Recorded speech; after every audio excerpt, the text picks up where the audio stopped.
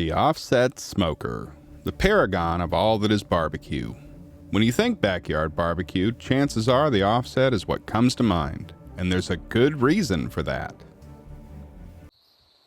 It's awesome.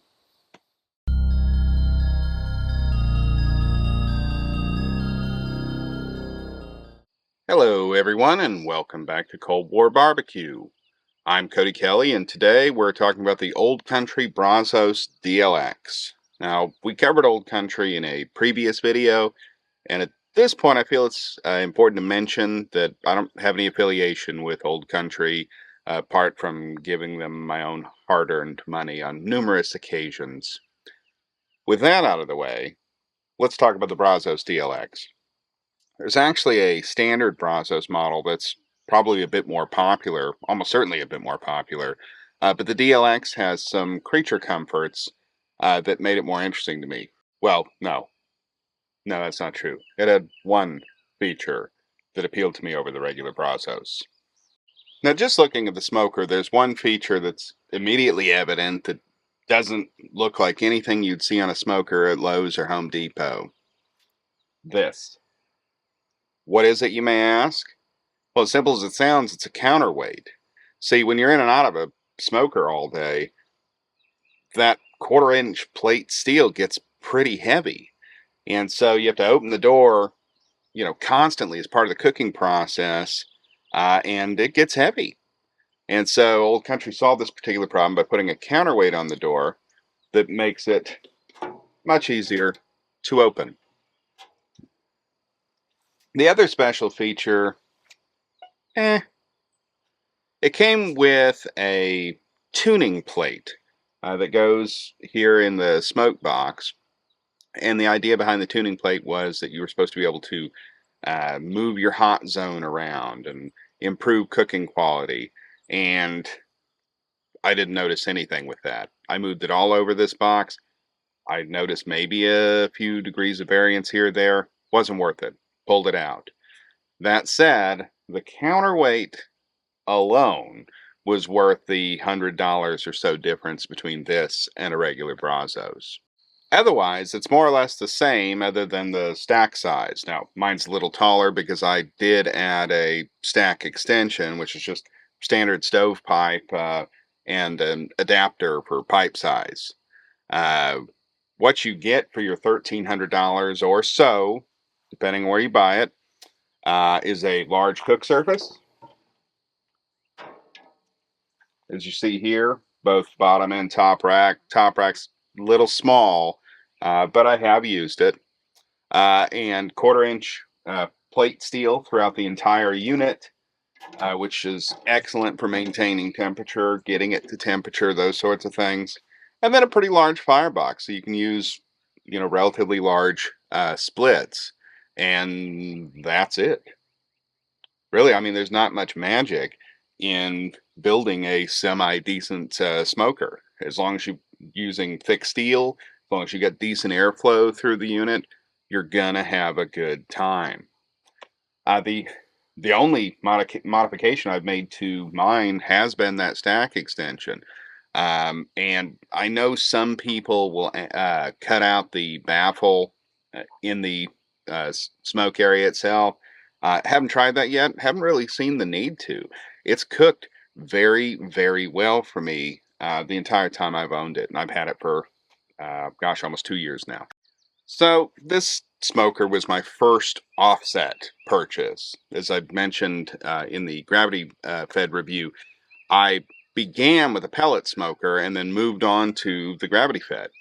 Well, actually, side note, that's not entirely true. My first smoker was one of those cabinet style electric smokers that takes the little wood chips that one of my brothers got me for Christmas one year. It had its limitations. It didn't hold temperature all that well, but it produced just a good enough product that I wanted to keep going with smoking. Anyway, I love the gravity smoker, but for beef, I wasn't getting the kind of bark and color that I wanted to. I finally decided to make the leap to an offset. Is it easy to run? No. Is it more fuel efficient? Also, no. But is the increase in quality of the final product good enough to justify this additional purchase? Okay, let's stop with the downsides. Is it more fun and satisfying to run? Absolutely.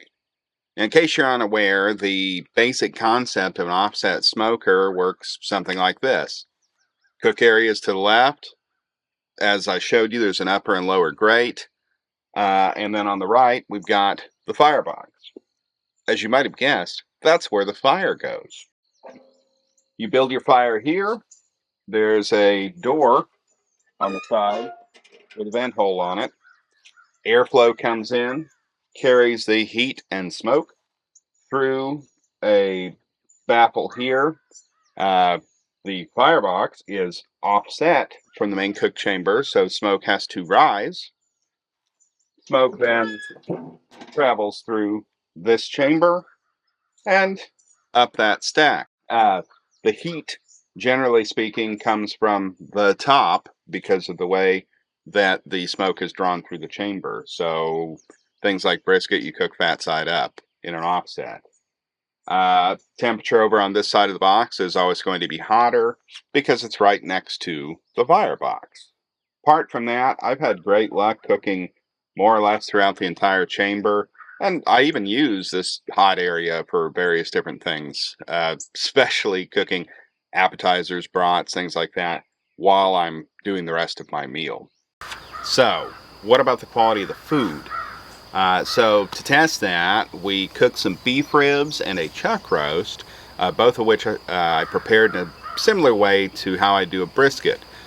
Hopefully, if all went well, you'll see what I mean about the beautiful bark that an offset will give you.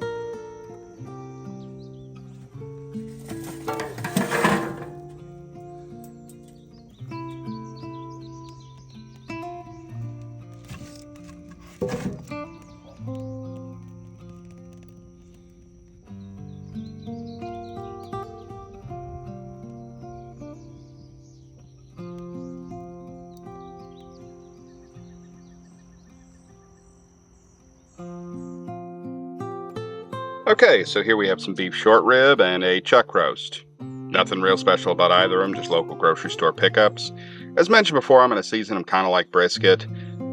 Maybe a little heavier on the salt, a little less on the pepper, mostly because I want to show the bark that the smoker creates versus it just being black pepper. I'm going to do some trim on these. We mostly want to get rid of this silver skin, which is completely inedible. Also getting rid of any fat that might get in our way.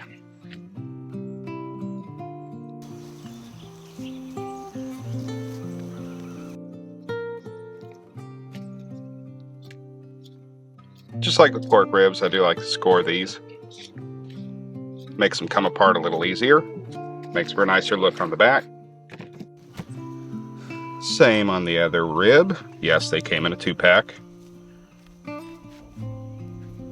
I didn't need to, but I'm not going to say no.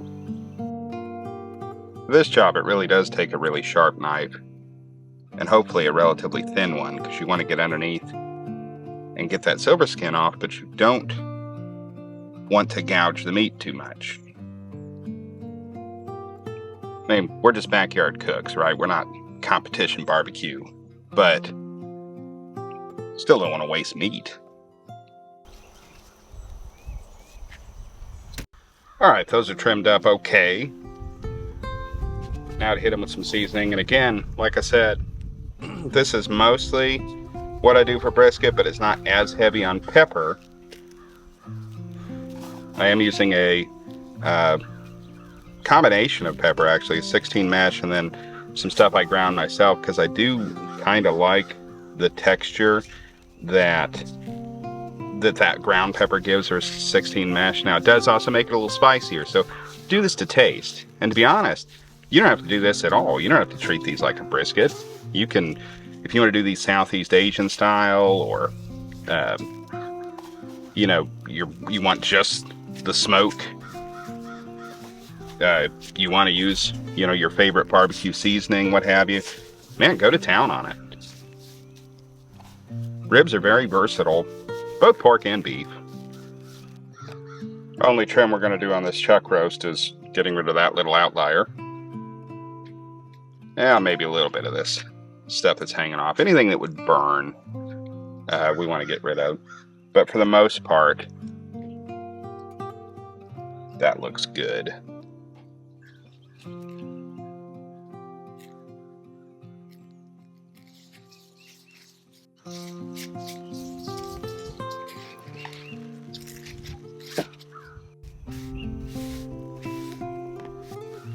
I am going a little light on the seasoning on these, for the primary reason being that we intend to use these for several different meals, and so I don't want it to have any kind of overwhelming pepper flavor.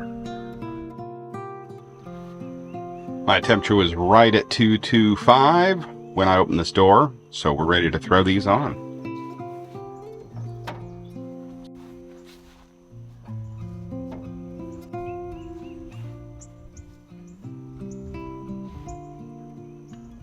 And we will check on these periodically and see if we can gauge how the bark is coming along. So we're a little over an hour and a half in, had to stoke the fire, so I'm gonna go ahead and check this out. Man, good bark development. Starting to get some good fat render here. See the pullback on these bones. That just looks gorgeous. And then some good fat render here too on the chuck roast. Over here, I didn't show putting it on, but this is actually some beef tallow, and I use that when I go to wrap all of this stuff to add moisture and just promote overall deliciousness.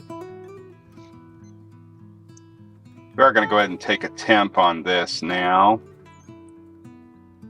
About 158 here.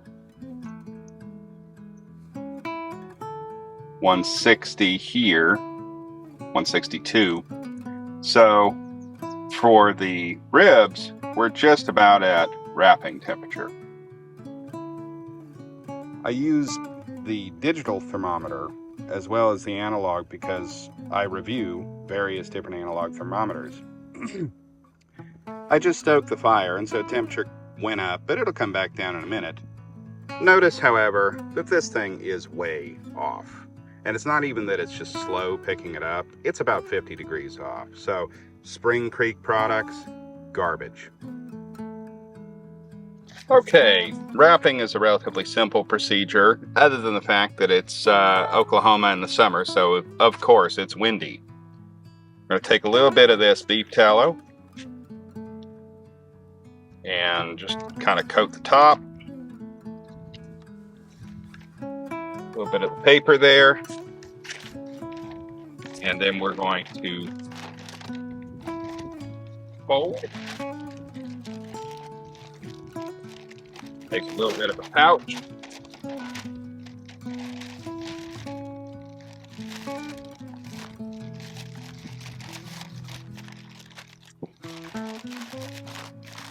I leave a little off here. So it's got something to rest on. Easier to pull, easier to unwrap later. We'll do the same to the next one.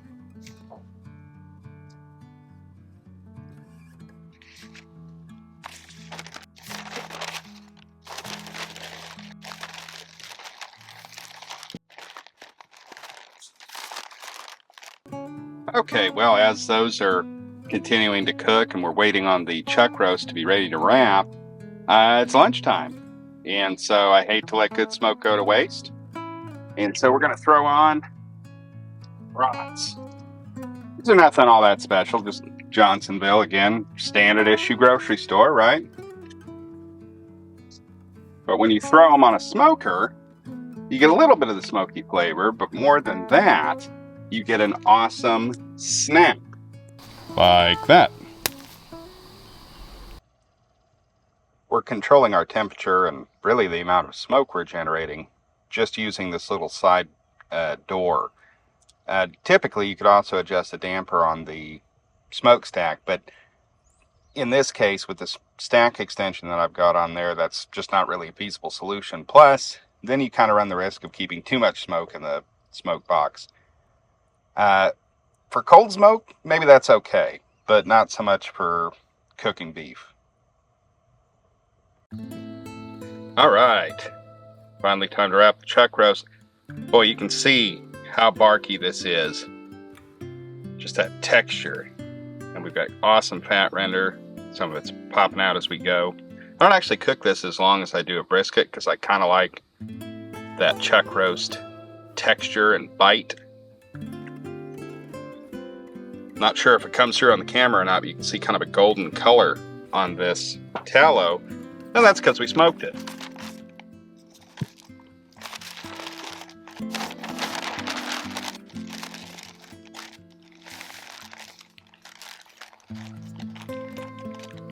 Beautiful.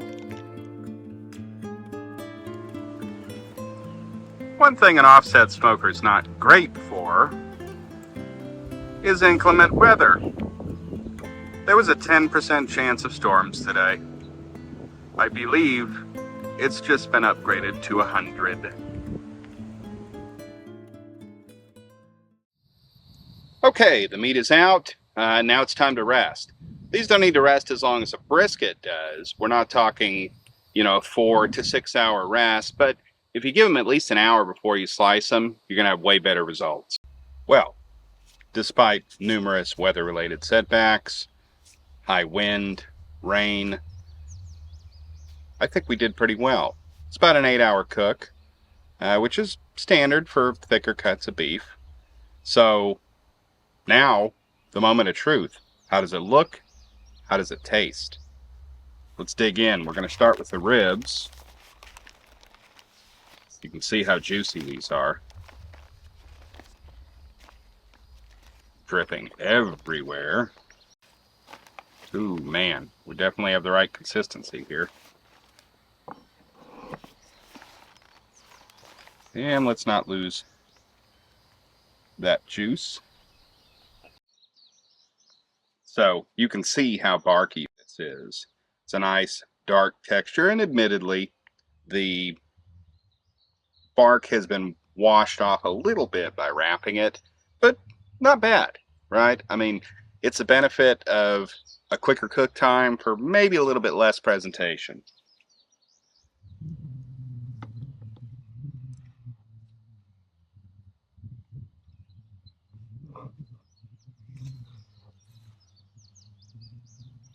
These are cutting very easily.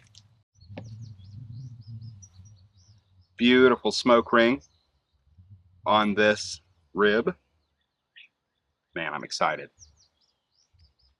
Time to dig in. Oh, man. That is so tender. Smoky, not too smoky. Peppery, not too peppery.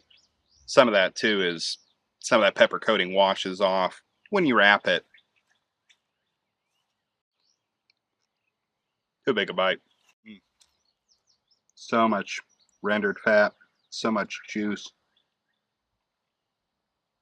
Just fantastic. Okay, now we're going to cut into the chuck roast.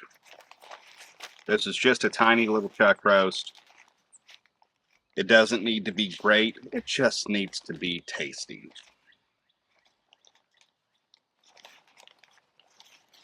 So the juiciness factor is on full display here.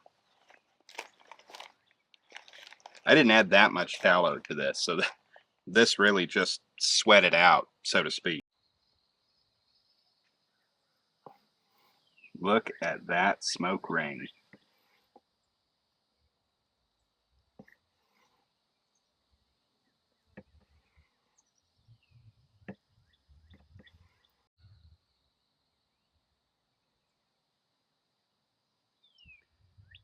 Cheers.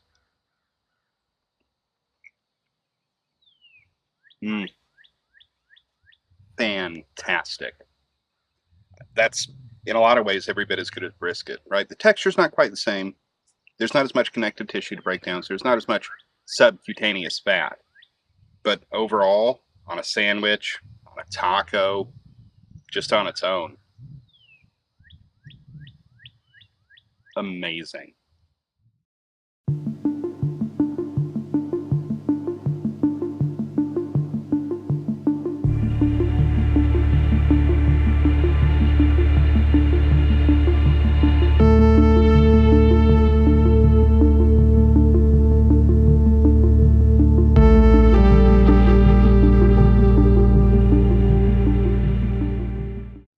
Hi, Daddy. Okay, so I know I'm biased for my own food, so I'm having my wife and my lovely daughter try it. My lovely daughter is an extraordinarily picky eater, so do not take that as condemnation of the quality of the food if she refuses to eat it. Okay, what are you going to start with? Well, I think I've got to start with this delicious looking roast. Okay. Hey, baby, you want a bite?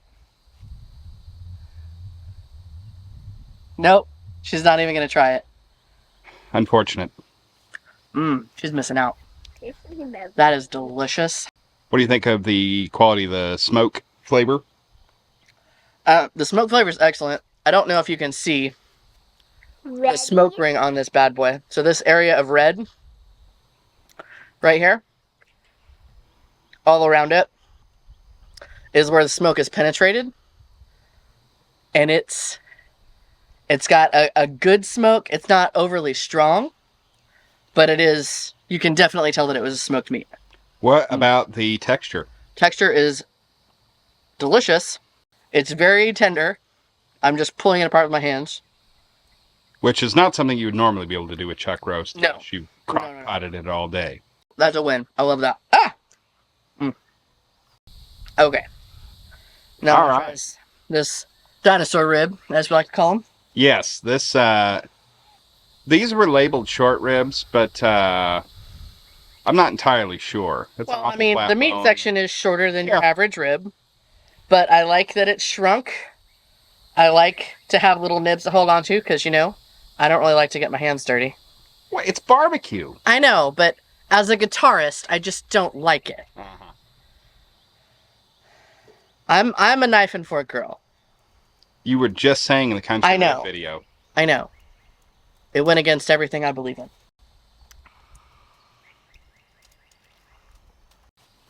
Smoke ring is amazing. Again, you can see here this red area right here. Smoke has pervaded. It has indeed. That's money, babe. Well, I think it's safe to say the Old Country Brazos did its job.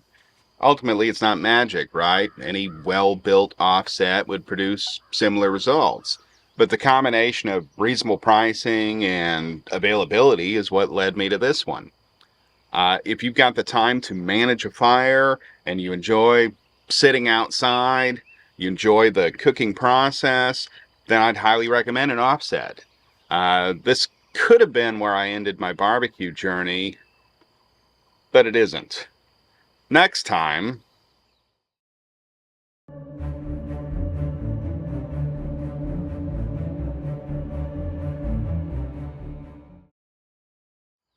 we're going to the apex of ridiculousness. If you enjoyed this video, please give us a thumbs up and subscribe. And please drop us a comment and let us know if you've used an Old Country smoker and what your experience was.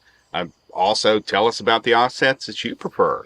I'm especially interested in stuff that's in this price range, kind of that upper mid category of smokers. Always interested in hearing other people's results and potentially even comparing them myself one day. Till next time, this has been Cold War Barbecue.